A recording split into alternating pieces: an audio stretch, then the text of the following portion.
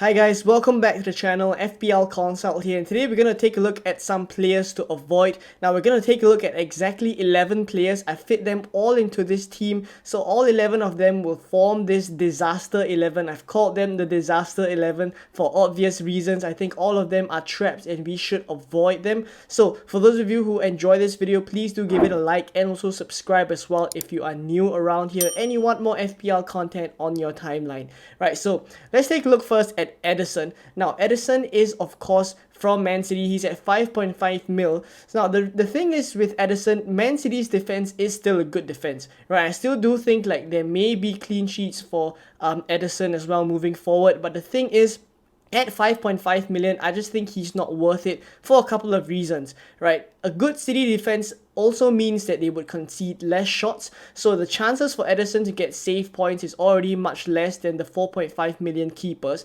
And on top of that, we saw at the end of last season, even though he conceded very few shots, there are a couple of times when those shots can just sneak in and then we lose the clean sheet for Edison. And of course, we just mentioned just now, he doesn't really rack up save points. So in that sense, what basically happens is that he just ends up with a very low score of 1 to 2 points, and we're paying 5.5 million for him. So I just think it's not worth it. And basically, I think I'd much rather go for a 4.5 million keeper, spend the extra 1 mil, especially in midfield where there are loads of great budget options. So that's why I feel like Edison is an avoid. Now let's take a look at the defense. Now first in defense we have Trippier. Now Trippier is much more expensive this season, which actually is not a problem. Now 6.5 million for Trippier is actually alright if the fixtures are good to go along with it, right? But the problem is Newcastle have a pretty poor set of fixtures out of the blocks, and realistically I don't think they would keep a lot of clean sheets in the first 4 to 5 game weeks. So I do imagine like Trippier will be someone that will continue to be on set pieces, etc., and all of the good reasons why we wanted to keep him for pretty much the whole of last season. He still will be creating loads of chances, and this would help his bonus points as well, right? So I think moving forward he will be someone that we want, but for now in game week 1 I think we should avoid him, right? And we target him later on in the game weeks after this run of tough fixtures. Now next up we have Robertson. Now Robertson, we do have to kind of change our perspective on him. He is not the Robertson of old anymore, right? We remember in the 1920 season Robertson did really well, as did Trent, right? Both of them bombing down the wings, putting in loads of crosses, getting in some goals as well. But the thing is now Liverpool is changing, right? And their formation as well as the style of play is now changing. Trent, of course, is now the inverted fullback, and that basically means that there is a very high potential that Trent could be caught out in some moments. And on top of that,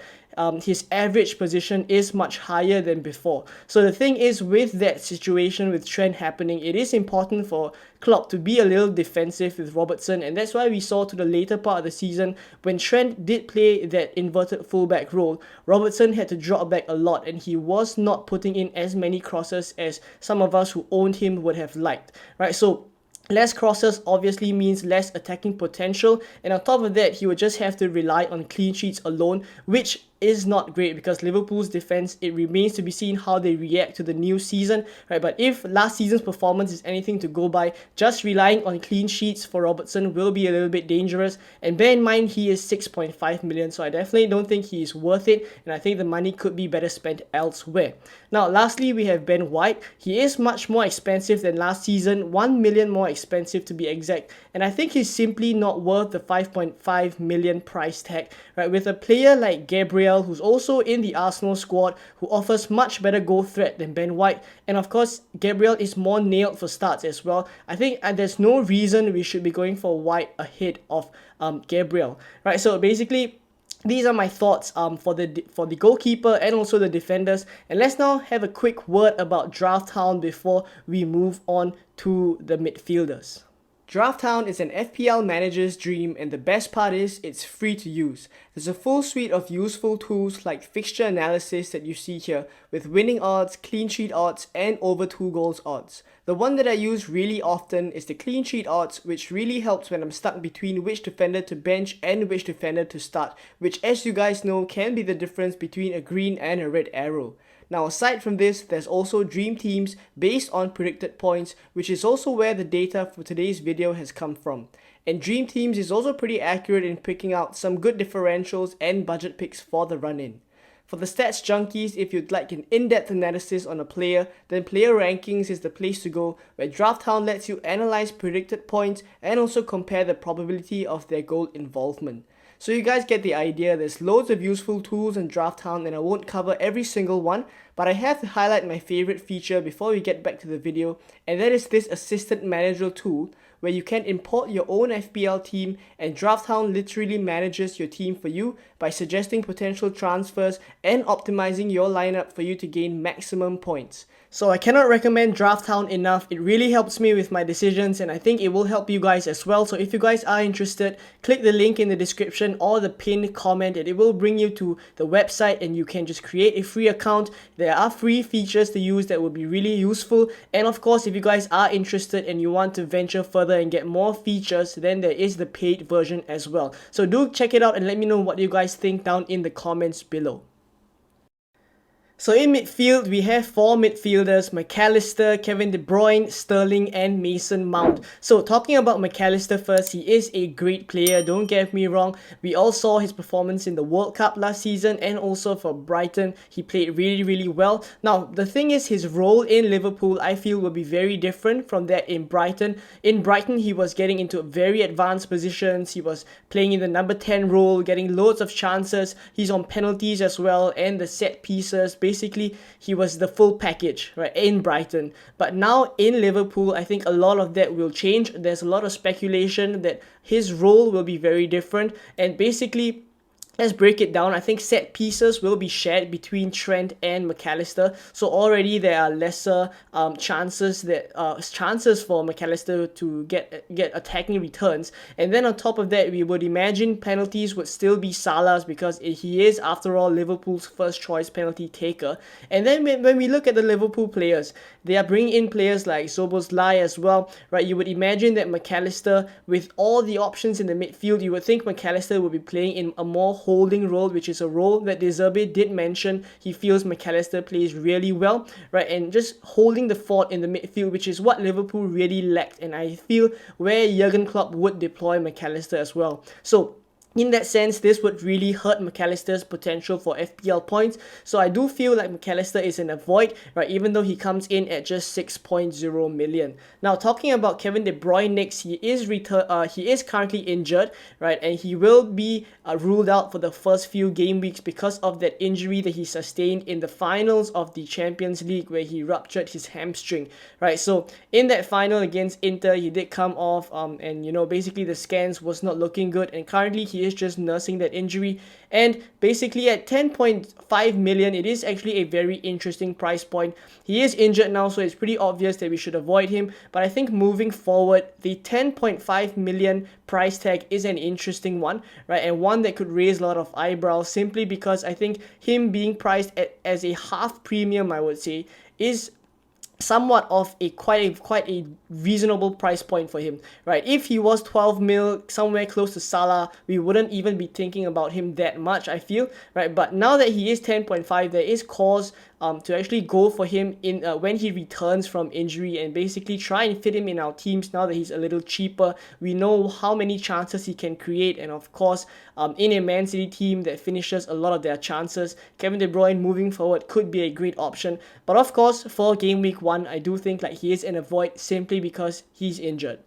Right, now talking about Sterling next, a lot of people are going for Sterling for a couple of reasons. They're thinking now he's 7 million, right? He's really cheap, a good value in him, and people are just flocking to Sterling. And on top of that, people feel like this is the right time because Chelsea is revamping their squad, and basically there will be somewhat of a turn of tides for Chelsea. But what I do feel is that Chelsea is in a transition stage, right? And basically the attacking and defensive issues don't get fixed by just overhauling the whole team, which is currently what's happening, right? So we need to see more from Chelsea. I think we do have to see how they adapt to a new style of play under Pochettino as well. And of course, with this overhaul, it's a new set of players, right? So how they gel together, their chemistry would all affect the overall performance of the team, whether it's defensively or attackingly, right? So in general, I do feel like going for Sterling definitely feels like a little bit of a gamble, right? We don't know how Chelsea would start the season, and I think he is another player that I will be avoiding in game week 1. Now, lastly, out of all the midfielders, there's also Mason Mount. He is a proven Premier League player, right? Loads of goals for Chelsea, loads of accolades as well, and he is United's shiny new toy. But the thing is, it remains to be seen how he integrates into the United team, right? In a midfield of Bruno Fernandes, Casemiro, and Mason Mount, we could see very different permutations of these three. Of course, Casemiro is probably the one that is holding the midfield, so he will be in a more defensive position. But Bruno could play beside Casemiro. Mason Mount could also play there if Bruno goes further up and ventures forward, and this would hurt Mason Mount's attacking potential, right? So in that situation, Mason Mount would have to drop back a little bit more, and basically he won't be in those attacking positions where we want him to be. So similar to Sterling, I feel like Mason Mount is also a little bit of a gamble right now. If we do see something more in preseason where he's playing in a lot of advanced positions and it doesn't look like a hint of him dropping back a little bit more into a very central role, right, then I do feel like there is a little bit more of a shout for Mason Mount. But aside from that, I think at this point in time, if I'm looking for United players, I would much rather go for Marcus Rashford or Bruno Fernandes, who is on penalties. So up front, there's Darwin Núñez, Evan Ferguson, and Alexander Isak, all of whom I think should be avoided. Now, covering Darwin Núñez first, Liverpool currently just have too many attacking options this season. Jota is coming back from injury already. Towards the end of last season, we saw him try and regain some sharpness as well. You would think in preseason he will be working doubly hard. Then there's Luis Diaz as well, who's back, right? And they've also just signed Szoboszlai and McAllister as well. Obviously, McAllister wouldn't be fighting in those positions with Darwin Núñez, but the midfield and also the forward options for Liverpool are just so stacked that I think Darwin Núñez's chances of getting a full 90 minutes would be few and far between. Right, there's only Salah right now who's the Liverpool attacker that's 100% nailed. Aside from that, I think we could see Darwin Núñez share minutes with Gakpo, and most of the attackers, at this point in time, I say aren't fully nailed until we see some preseason formations and lineups. But aside from that, even though we see some formations during the preseason, I don't think we'll get a 100% confirmation on how Klopp will line up or how he would set up his team for most game weeks as well. So I think it's just too dangerous to go with Darwin Núñez paying 7.5 mil when you can actually spend this 7.5 mil in the midfield and basically guarantee a value midfielder with better expected minutes, such as Mitoma, Mbeumo, etc. So I do feel like it is too risky to go with Darwin Núñez, so he is an avoid for me. Now next up is Evan Ferguson. He's a great player who had a wonderful 22-23 season where he broke onto the scene for Brighton. He's 6 million now, so that's not too expensive, and some of us may be tempted to go for him, right? But Brighton have signed a new striker in João Pedro over the summer, and this basically means that on top of Welbeck and Undav, Ferguson still has to fight with João Pedro as well for that striker position. So basically, it is a massive rotation risk down there in the striker spot for Brighton. And of course, given that there's 4 options, I think we could see some rotation there as well. Maybe Ferguson gets some minutes, João Pedro gets some as well. Welbeck also had a decent season towards the end of the last one, so he could come in with a shout as well. So with all these players combined, it's just too much of a rotation risk, similar to Darwin Núñez as well. So that's why I think Evan Ferguson is in a void. And lastly, we have Alexander Isak. Now, a lot of us will remember the Isak and Wilson captaincy swing in game week 36. For some of us, it was season defining, right? So Isak and Wilson are players we are very familiar with, and currently this season Isak is priced 0.5 million more expensive. He was 7 million last season and they've raised his price tag. Now we have yet to see Eddie Howe play 2 strikers up top. If last season was anything to go by, we have never seen Isak and Wilson play a 4-4-2 formation and basically play in a striker pairing up top, right? So Isak has always been playing on the left when we see Wilson play up top. And if that is to continue this season, then obviously we wouldn't want Isak to be in our teams, because that is basically a position that doesn't suit him as well, right? I do feel like he's much better playing in that role that is currently taken up by Wilson, who still seems like he's first choice. And then of course Wilson is first choice on penalties as well, so another reason why we shouldn't go for Alexander Isak. Now let's top it off with the fact that the fixtures, as I mentioned just now for Trippier, aren't great. So at this point in time in Game Week 1, I think Isak will still be an avoid, but moving forward into the season, as we see Newcastle, take shape and basically set out their formations and play their games, we can get some information on how Alexander Isak and Wilson will fit into the team this season. It could be different. We hopefully could see a striker pairing for both of them, and then maybe we can consider Alexander Isak, right? So until that happens, I think in Game Week 1, he will be an avoid.